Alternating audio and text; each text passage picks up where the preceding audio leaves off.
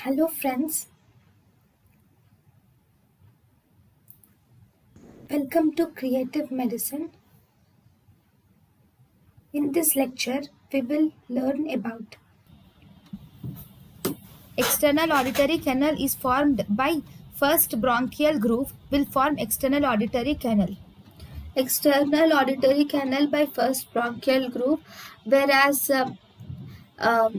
first bronchial arch and second bronchial arch will combine together to form the pinna of the ear. Yeah. Colloidal fistula is first bronchial cleft anomaly. Colloidal fistula is first bronchial cleft anomaly.